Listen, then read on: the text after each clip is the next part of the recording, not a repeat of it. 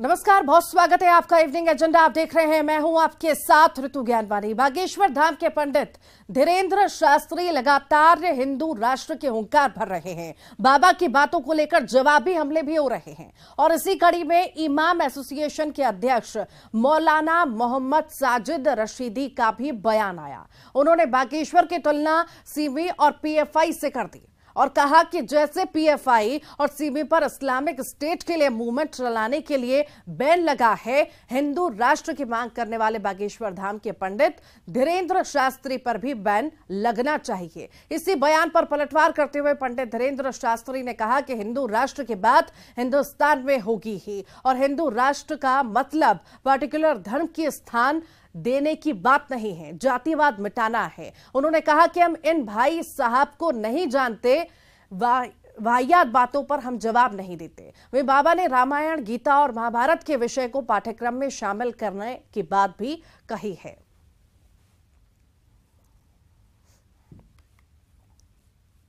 बागेश्वर धाम के पंडित धीरेन्द्र कृष्ण शास्त्री का बड़ा बयान आया। जातिवाद को मिटाना है, फिजूल की बातों का जवाब नहीं देता। स्कूलों में रामायण और गीता महाभारत का विषय शामिल करना होगा। भारत में शामिल नहीं होगा तो क्या पाकिस्तान में होगा?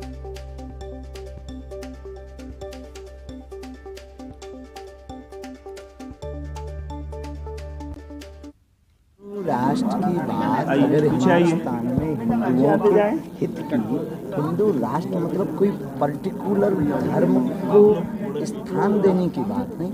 हिंदू राष्ट्र का मतलब जातिवाद को मिटाना। हम इन भाई साहब को जानते नहीं हैं और बाहियात बातों पर हम जवाब नहीं। हसन मदनी ने भी बोला है महाराज जी, क्या हिंदू राष्ट्र बोलने वाला गद्दार नहीं है, हिंदू राष्ट्र का समर्थन करने वाले गद्दार नहीं है, तो मुस्लिम राष्ट्र का समर्थन करने वाले भी गद्दार नहीं है। हिंदू राष्ट्र ये भारत के, आप भारतीय हो, आप हिंदू हो, आप अपना हित और सर्वजन हित, आप पूरे संसार का कल्याण चाहते हो, आप चाहते हो कि कुरीतियां मिटे, तो हिंदू राष्ट्र क्या महाराज जी स्कूली शिक्षा में भी रामायण और महाभारत को शामिल किया जाना चाहिए? बिल्कुल करना चाहिए। ये भारत में नहीं होगा तो कहाँ शामिल होगा? पाकिस्तान। और हमारे साथ सहयोगी शैलेंद्र भदौरिया जुड़ गए हैं। शैलेंद्र, जब से बाबा बागेश्वर ने हिंदू राष्ट्र की हुंकार भरी है, तब से विरोध के स्वर कहीं ना कहीं तेज होते नजर आ रहे हैं। कई जगह पर हमने देखा कि कथाओं का विरोध किया गया, मामला दर्ज कराया गया। अब तस्वीर हम जिस तरह से देख रहे हैं, मौलाना साहब कह रहे हैं, इमाम एसोसिएशन के अध्यक्ष है मौलाना मोहम्मद साजिद रशीदी, वो कह रहे हैं कि सिमी और पीएफआई की तरह जिस तरह बैन किया गया है उन्हें, और इसको भी बैन करना चाहिए। आखिर इस पूरे घटनाक्रम को किस तरह से देखा जाए?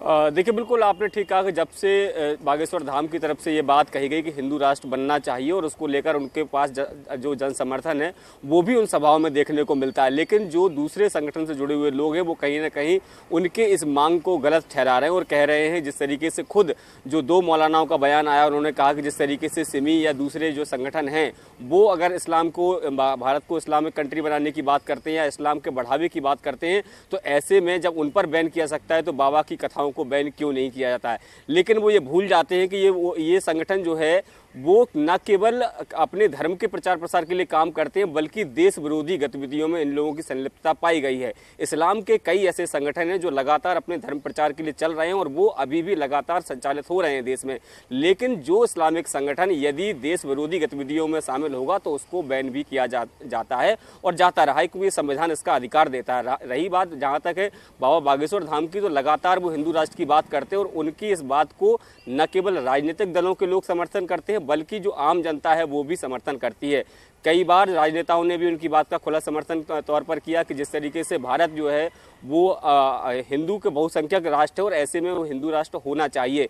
हालांकि संवैधानिक तौर पर ये देश संविधान से चल रहा है और इस तरह की बात भी कांग्रेस के लोग करते हैं, लेकिन बीजेपी के लोग भले ही खुलकर सामने नहीं बोलते हो, लेकिन ये बाबा के इस बात का समर्थन भी करते हैं। और लगातार जिस तरीके से हमने देखा कि जिस जिस राज्य में वो गए हैं, जहाँ कांग्रेस या उनके साथियों की सरकारें हैं, वहाँ बाबा का विरोध होता है, लेकिन जहाँ बीजेपी की सरकार है वहाँ लोग उनके साथ खड़े नजर आते हैं। और जिस तरीके से उन्होंने खुद ये आज कहा कि हिंदू राष्ट्र की बात करना कोई गलत नहीं है, और हिंदू राष्ट्र का मतलब वह है किसी पर्टिकुलर धर्म को बढ़ावा देने की बात नहीं कर रहे हैं, वो बात कर रहे हैं जाति धर्म को मिटाने की। इसके साथ ही जिस तरीके से भगवत गीता या दूसरे अन्य धार्मिक ग्रंथों को पढ़ाए जाने की जब बात कही गई तो उन्होंने साफ तौर पर कहा कि ये धर्म ग्रंथ हिंदुओं के धर्म ग्रंथ, और हिंदुस्तान में अगर नहीं पढ़ाए जाएंगे तो क्या पाकिस्तान में पढ़ाए जाएंगे। इस तरह की बात जो है वो लगातार की जा रही है।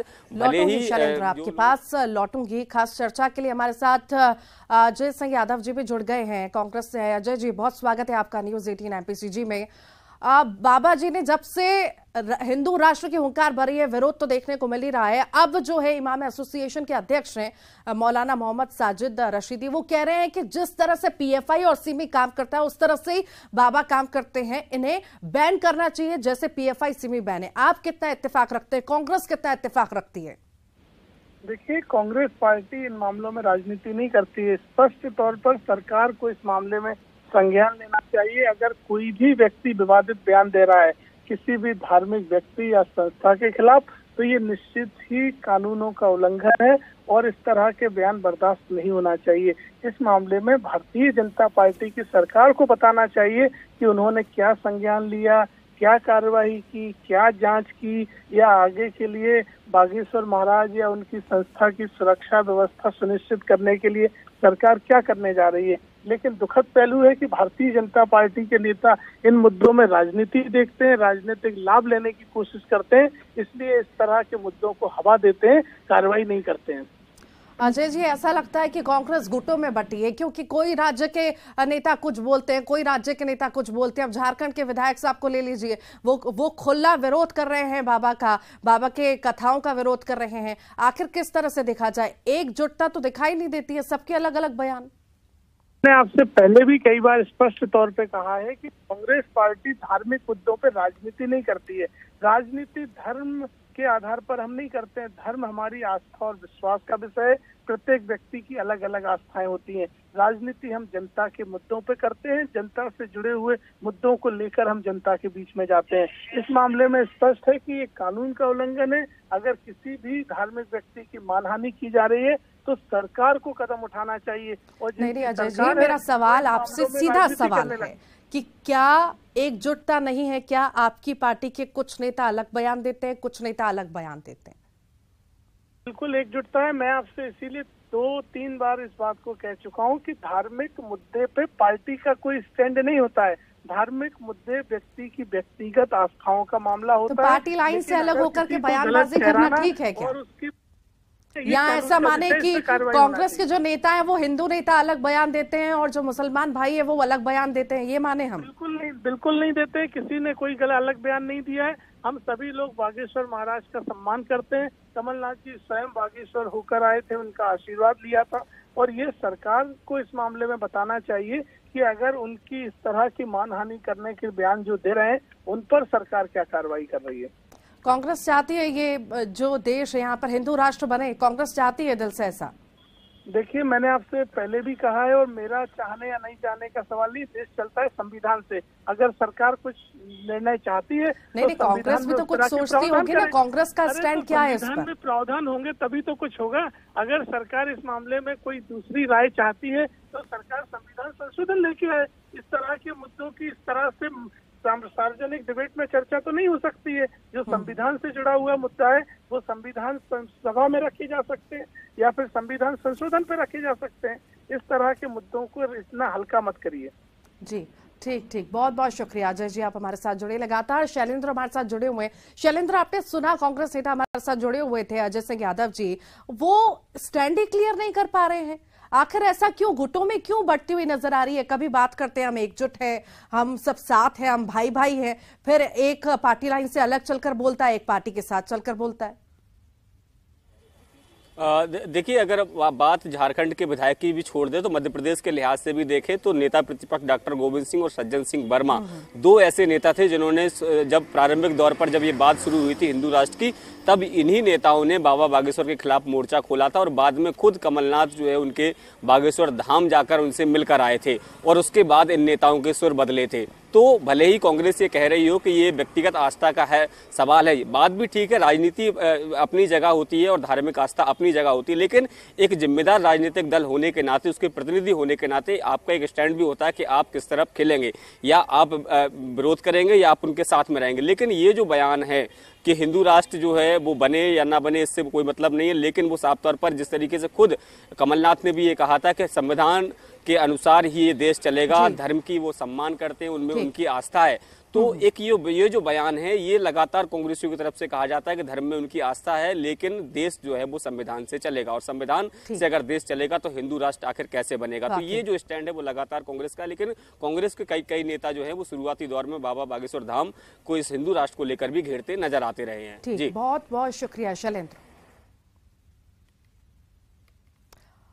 बागेश्वर धाम के पंडित धीरेन्द्र कृष्ण शास्त्री एक बार फिर से विवादों में हैं और इस बार बालाघाट में बाबा की कथा का विरोध हुआ और बात हाईकोर्ट तक पहुंची, लेकिन बाबा भी बाबा ठहरे, विरोधियों की बांध की ठठरी।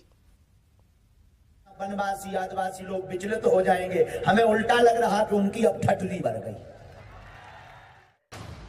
तो लीजिए फिर बंध गई ठठरी।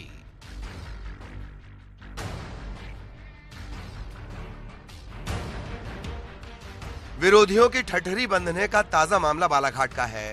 परसवाड़ा के भादुकोटा में बाबा बागेश्वर की वनवासी रामकथा विवादों में आ गई। रामकथा रुकवाने के लिए यहां के आदिवासी संगठन हाईकोर्ट तक जा चुके। कहा गया कि जंगल में रामकथा का वाचन करने से वनवासियों के संस्कार और संस्कृति पर असर पड़ेगा, लेकिन हाईकोर्ट ने इस तर्क को स्वीकार नहीं किया और रामकथा पर रोक लगाने से इनकार कर दिया। उत्साह में बाबा बोले, लो बंध गई ठठरी। इस कथा के पहले हाई कोर्ट में पिटीशन लगाई कि धीरेन्द्र कृष्ण शास्त्री बागेश्वर सरकार को यहाँ मत भेजो जंगल में, वरना वनवासी आदिवासी लोग विचलित हो जाएंगे, हमें उल्टा लग रहा कि उनकी अब ठठरी बढ़ गई। हिंदू राष्ट्र और सनातन धर्म की बात करने वाले बाबा यानी बागेश्वर धाम के पंडित धीरेन्द्र कृष्ण शास्त्री ने बताया कि बालाघाट जैसी जगहों पर कथा क्यों जरूरी है। हाईकोर्ट जाने वालों पर भी बाबा जमकर बरसे। उन्हें लग रहा था रुक जाएगी, पर सच ये है विरोध करने वाले भी कुछ अंग्रेज ही हैं।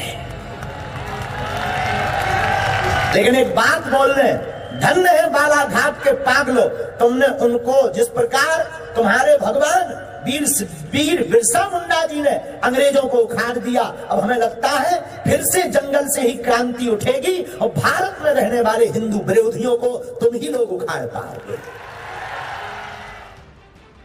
बाबा ने वनवासियों के बीच हिंदू राष्ट्र की अलख जगाई, वनवासियों को उनके गौरव की याद दिलाई।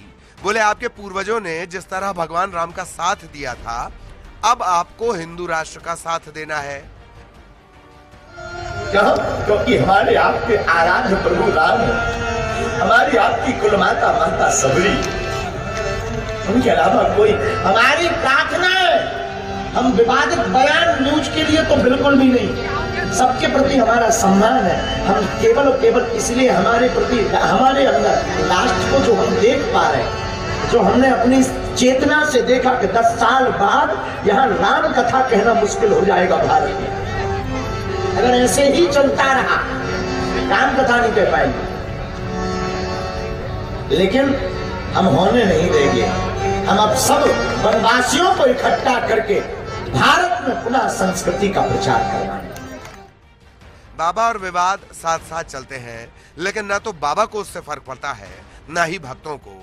बाबा हर विरोध का जवाब देते हैं, या यूं कहें ठठरी बांध देते हैं। श्रीनिवास चौधरी, न्यूज़ 18, बालाघाट। हमें उल्टा लग रहा कि उनकी अब ठठरी बढ़ गई।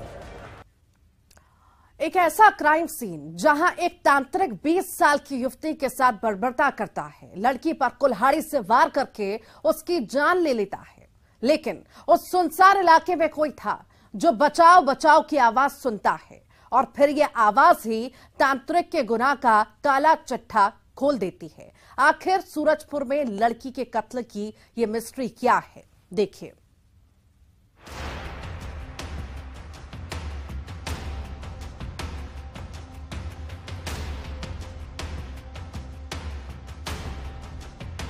एक अंधा व्यक्ति जो वहाँ पे उस महिला की आवाज़ सुना था कि मुझे बचाओ बचाओ, हैं, और जो कोई गुनिया बैगा है वो उसको मारपीट कर रहा है, ऐसा वो सुना था।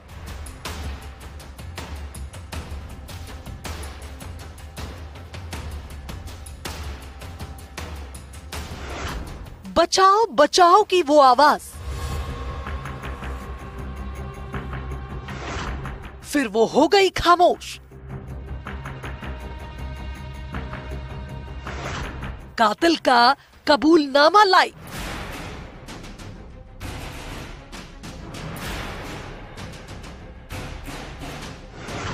आज आखिरी तारीख है, हिसाब होकर रहेगा।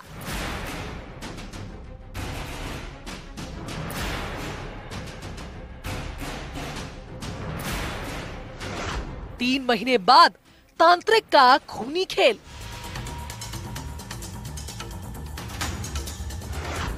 आवाज ने खोला मर्डर का राज। ये वही क्राइम सीन है जहां पिछले 3 महीने से ये तांत्रिक 20 साल की एक लड़की को लेकर आता, जिसे भरोसा दिलाता कि वो ठीक हो जाएगी, जिसे वो ये कहता कि उसके हर मर्ज का इलाज उसके पास है। वक्त गुजरता गया और फिर इसी तंत्र मंत्र के ठिकाने पर ढोंगी बाबा लड़की को लेकर आया। इलाज का आज आखिरी दिन था, या ये कहे कि आज आखिरी तारीख थी किसी की जिंदगी की, जिस दिन तांत्रिक ने तय कर लिया था कि हिसाब तो होकर रहेगा। और फिर लड़की की लाश मिलती है। तांत्रिक कुल्हाड़ी से वार करके उसे मार डालता है, लेकिन ये राज कोई सुन लेता है। जो सूरदास भाई हैं पूरन, वो यहाँ पे मतलब बाहर करने आए थे, तो आवाज़ सुने कि मेरे को इसीलिए यहाँ पर लाए हो। आज मंगलवार है, मेरा या भाग बेड़ा जो काटना था उसके लिए लाए हो कि मेरे को मारने के लिए लाए हो, ऐसे करके। हमको वहाँ से पता चला कि जो मृतिका है उसका नाम उर्मिला पैकरा, पिता श्री शिवनाथ पैकरा, उम्र 20 वर्ष, कुसमुसी डबरीपारा की रहने वाली थी। और वह कल शाम को लगभग 5 से 6 बजे अपने घर से एक काले रंग का बैग लेकर निकली थी, जिसकी मानसिक स्थिति ठीक नहीं थी। और वो उन्हें ये था कि वो किसी के पास झाड़ फूक कराने के लिए निकली हुई थी। कोई था जो लड़की और तांत्रिक की बातें सुन रहा था, जो देख नहीं सकता था, लेकिन उसे सुनाई दिया। लड़की चिल्ला रही थी, जिसने कहा कि कोई हो तो मुझे इस तांत्रिक से बचाओ। और उसके बाद लड़की की आवाज आना बंद हो गई। इस जगह पर वो वहशीपन किया गया जो होश उड़ाने वाला है। आखिर अंधविश्वास के खेल में कैसे हुआ खूनी खेल? सूरजपुर के झिलमिली थाना इलाके के कोइलारी गांव में उर्मिला पैकरा की खून से सनी लाश मिली थी। वहाँ लोगों से पूछताछ किया तो पता चला कि सुबह एक अंधा व्यक्ति जो वहाँ पे उस महिला की आवाज सुना था कि मुझे बचाओ बचाओ, और जो कोई गुनिया बैगा है वो उसको मारपीट कर रहा है, ऐसा वो सुना था। और उसके बाद कुछ देर बाद आवाज शांत होने से वो वापस चला गया था, जाकर फिर और अपने घर के भाइयों को बताया था। हत्यारे बैगा ने अपना जुर्म कबूल लिया, जिसने कहा कि हाँ, मैंने उसे मार दिया। सवाल था, आखिर क्यों?